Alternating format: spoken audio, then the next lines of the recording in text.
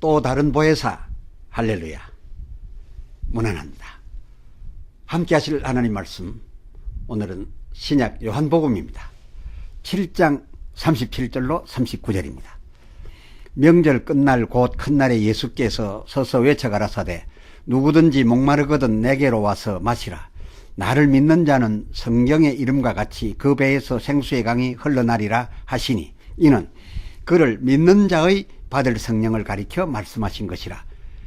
예수께서 아직 영광을 받지 못하신 고로 성령이 아직 저희에게 계시지 아니하시더라. 아멘. 주제는 이는 믿는 자 중에 받을 성령입니다. 구약과 신약, 즉 첫언약과 새언약, 그 사이에 이루어질 약속인 또 다른 보혜사, 이 보혜사 받는 일에 대하여 가능한 한 구체적으로 말씀드려 보겠습니다. 첫째, 이 보혜사 성령은 받아야 할 이들도 있고 굳이 받지 않아도 될 이들도 많다는 겁니다. 왜냐하면 그 받을 바 대상이 벌써 그 통상의 성령으로 고린도전서 12장 3절 예수를 주라 이미 시인하여, 오늘 본문 요한복음 7장 39절 믿고 있는 자들 중에 그것도 나아가 예수를 증거할 그 증인들이 받아서 크게 유익할 그런 보혜사 성령이시기 때문입니다.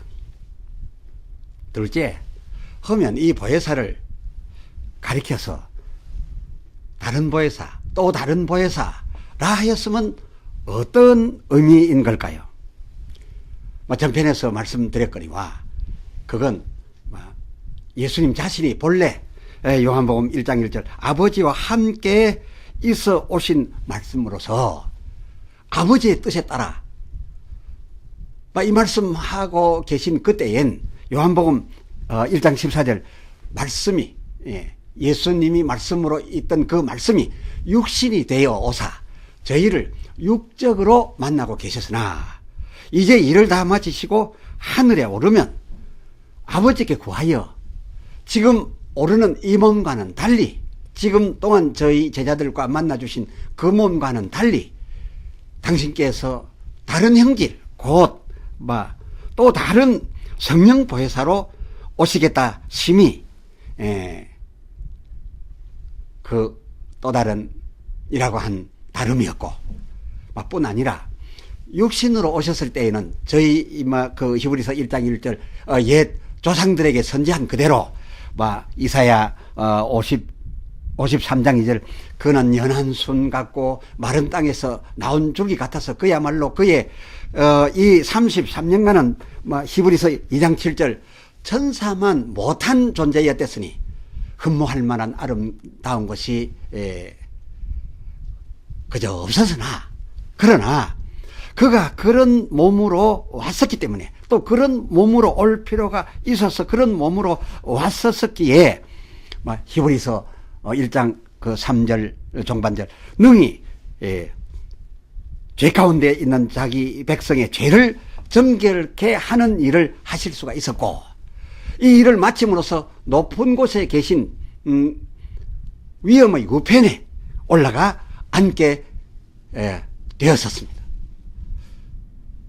하여 이제는 이 우편에 올라가게 된 이후, 그 이유는 그 하반절 그의 능력의 말씀으로 만물을 붙드시고 주장하고 계시니, 그야말로 그 상반절 이는 하나님의 영광의 강체시요 그 본체의 형상을 본래대로 회복하셨기로 대단한 이제 위치에 대단한 모습으로 계시게 된 것입니다. 될 것입니다. 그러므로 이제 오른 후에 이제 다시 올 때에는 육신으로 왔을 때의 그 초라함과는 달리 마태복음 16장 28절 하반절 아버지의 영광, 하나님께서 예수님 당신께 부여하신 그 영광으로 그 영광과 함께 오겠으니 나의 육신 올 때의 모습과는 전혀 다른 영광으로 다시 오게 됨을 여기 듣고 있는 너희 중에 대부분 죽기 전에 그러한 모습을, 그러한 광경을 보게 될 것이라 하신 것이고, 과연 이 다른 보혜사는 전에 그를 영접하는 자에게 감동하사 거듭나게 하였을 적에 그 성령 곧 요한복음 3장 8절 바람이 임의로 불며 어디서 오며 어디로 가는지 알지 못하던 그런 때의 성령 모습과는 달리, 그런 모습과는 달리 다시 오실 때에는 누가 보아도 알 수 있도록 들을 수 있도록 요란하게 그 영광과 함께 임하시겠음이니 이것이 또한 다름이라, 또 다른 보혜사라 한 그 또한 다름이라 하겠습니다. 셋째, 그러면 이 말씀들을 듣고 있는 이 제자들이 어떻게 함으로써 거대한 영광의 이 권능과 함께 임하시게 되실 이 또 다른 보혜사, 그 성령 부어주심을 받을 수 있겠는가? 어떻게 해서 그들은 받았던 것인가? 이것이 오늘날 우리에게 중요하지 않겠는지요? 해서 이 부분을 말씀드리겠습니다. 예수님께서 이 보혜사 성령 보내실 일과 관련하여 사도행전 1장 4절 하반절 너희는 예루살렘을 떠나지 말고 내게 들은 바 아버지의 약속하신 것을 기다리라 라고 하셨는데요. 예수님은 이 말씀이 어디 저희들들어 이 예루살렘 성 바깥으로 나가 살지 말라, 여기 계속 살아라 라는 거였습니까? 아닙니다. 그 8절 성령이 너희에게 임하시면 너희가 권능을 받고 온 예루살렘과 온 유다와 사마리아 땅 끝까지 이르러, 즉 말하자면 흩어져 가서 여기를 떠나가서 내 증인이 되리라 라고 이어서 하신 말씀이었으니, 그렇다면 이생을 떠나지 말고 머무르라 라고 했던 이 부분 말씀은 오직 내가 너희에게 말한 바 아버지의 약속하신 그 성령이 임하여 너희와 함께 할 때까지는 이 예루살렘 성에 그냥 머물러 있어라 하는 거였지 않습니까? 말하자면 지금 보내게 된 바 이 또 다른 성령을, 이 또 다른 보혜사 성령을 받기 위하여 꼭 필요하니, 기왕에 지금 너희가 이렇게 모였으니 모인 이대로로서 모여서 함께 구하여야 이 성령이 오실 수 있고 받을 수 있다는 그런 거였습니다. 그런데 또 하나 알아야 될 것은 2번 거기에 모였던 그 사람들은 과연 신앙적인 면에서 어떤 수준의 사람들이었습니까? 이를테면 이 모여있는 사람들에게 임하실 성령 그 성령을 받으라고 지금 분부하고 계신데, 그렇다면 이 오게 될 성령을 받을 수 있는 거기 모인 사람들의 자격은 어떤 것이었냐 그 말입니다. 사도행전 1장 21절 예수님의 요한의 세례로부터 우리 가운데서 올리워 가신 날까지 주 예수께서 우리 가운데 출입하실 때에 항상 저희 사도들과 함께 다니던 자들이었습니다. 말하자면 예수 육신 입어 오셔서 오르실 때까지의 33년, 그 33년 중 적어도 그의 공생의 3년 동안만은 같이 다니면서 보고 들어서 그 공생애에 관한 예수님의 모든 행하신 행동이나 또는 그 말씀들을 적어도 이 3년 내용은 다 들어서 아는, 다른 말로 믿는, 그것도 이 사람들 대부분이 저 갈릴리에서부터 예수님 3년 역사하는 동안에 따라다녔으니까 3년 됐던 것인데, 저 갈릴리에서부터 뭐 어쩌면 목숨 걸고 그 어려움을 겪어가면서 이 예루살렘까지 따라온 자들이었습니다. 그렇다고 볼진데, 역설적으로 말해서 이 보혜사 받으라고 했던 이 사람들 굳이 다시 보내주시겠다는 이 또 다른 보혜사 안 받는다고 해서 그들이 천국 가는 데에 결코 자격 미달이지는 않았다는 겁니다. 또 바꾸어서 말하면 이 정도 천국 가는 데 부족함이 없는 자격을 갖추고서도 예수의 이 모든 것을, 이 모든 진리를 다 받아들여서 아는 수준의 성도들이 이 보혜사 성령을 받아야 할 자들이라, 원칙적으로 말하면 그 말이다, 그 말입니다. 더하여 말씀드리면 이 보혜사 성령을 받아야 될 사람들로서 원칙적인 기준을 더 좁혀서 말씀드리면, 이렇게 대단한 믿음을 가진 갈릴리로서부터 예루살렘에까지 예수를 따라와 그의 성천하실 때의 말씀까지 듣고 있는 이들 중에서도 특히 예수님 오르신 후에 받은 바 사명을 따라서 이 예수를 땅끝까지 이르러 증거하여야 될 사람들로서 증거하기로 결심한 이 사명을 수행하겠다는 자들, 이 자들에게 특별히 받으라고 분부하고 계신다는 것을 우리는 헤아려야 합니다. 해서 이 수준들은 저희들이 이 사도행전 2장 1절 하반절 다 같이 한 곳에 모였더니 이것이 주님의 분부였습니다. 예루살렘을 떠나지 말고 있으라는 것이 한 곳에 같이 모이라는 거였습니다.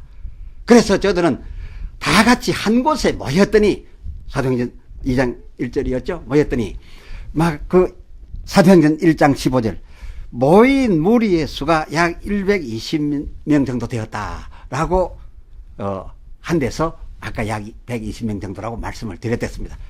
하면 넷째로 그렇게 모여서 도대체 어떻게들 하였었기에 아버지의 영광과 함께 오시는 예수의 그 또 다른 보혜사 성령, 그 성령을 저희들이 받을 수 있었는가? 달리 말하여 그 성령님이 저들 어떻게 하였기로 그 모인 가운데 임하셨던가, 그 말입니다. 이것은 우리가 적용할 일들이니 다시 정리를 해 드립니다. 1. 같이 한 무리가 모여 있었던 이 같이 한 무리가 몇 명이나 였다고요? 예, 120명이나 였었습니다. 이 정도 숫자 모이면 좋다는 얘기죠. 물론 더 모일 수도 있고 덜 모일 수도 있겠습니다만은 그때를 모델로 하여서 말씀드립니다. 그러면 이 모여서 무엇들을 하였다고요? 예, 사도행전 1장 14절 하반절 더불어 마음을 같이하여 전혀 기도에 힘썼다라고 했습니다. 그런데 이 더불어 마음을 같이 하려고 하면 더불어야 할 사람이 얼마쯤이냐? 앞서 말씀드린 바 120명 정도가 좋겠다라는 것을 참작하실 분들어 자, 더불어 마음을 같이 했다는데, 이 모인 전부가 다 같이 할 만큼 했다는데, 모여서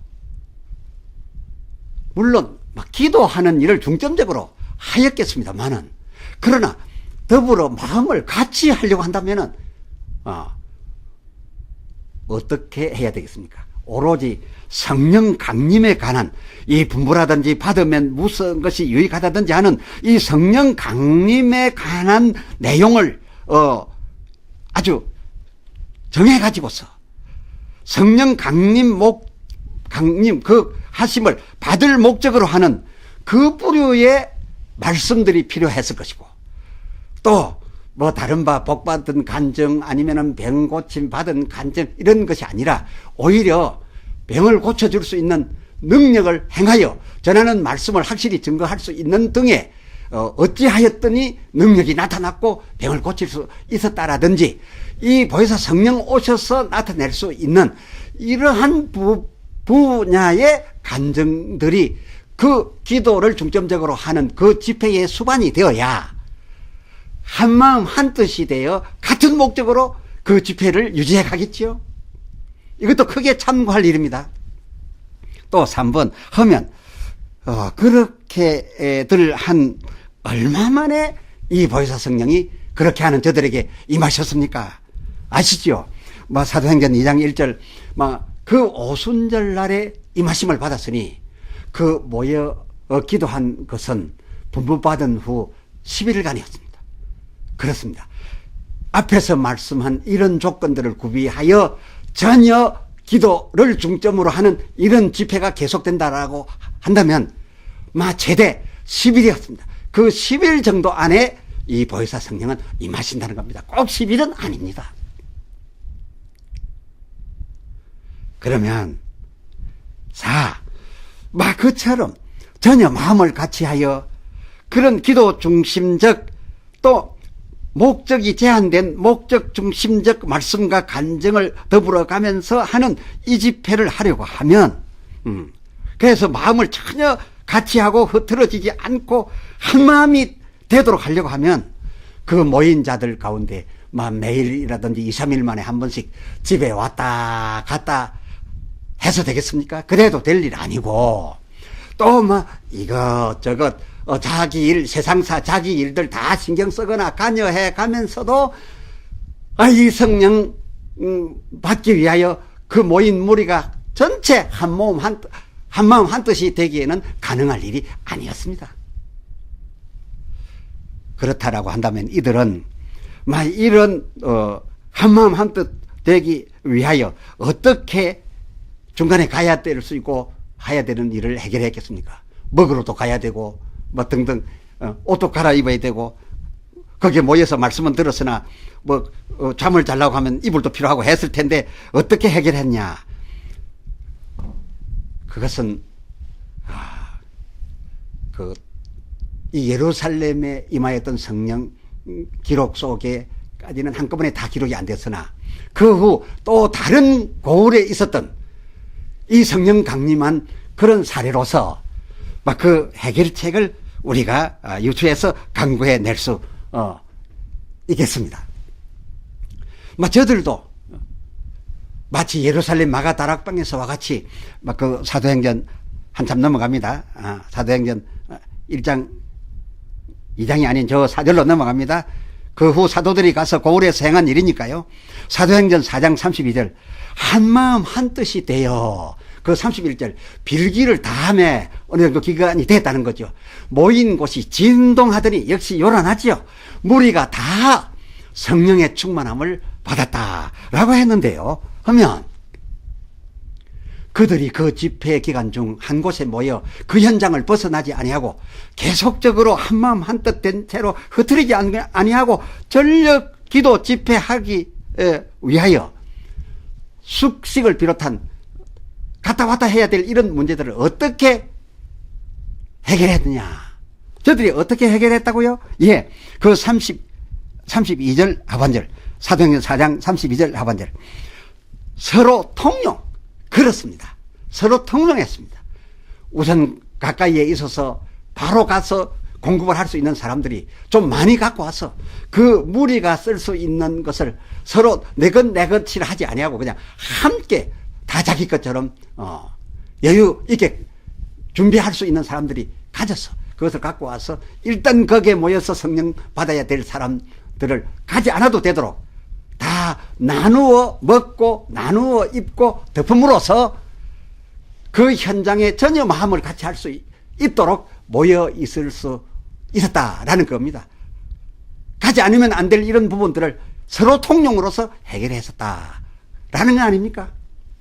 여기서 중요한 문제는 서로 통용해서 내 것 해서 많이 내놨다 그것이 중요한 것이 아니라 그 모여 떠나지 않고 마음을 같이하여 전혀 기도할 수 있는 분위기를 만들었다라는 것이 중요한 것이고, 통용은 그 수단이었다라는 것 아니겠습니까?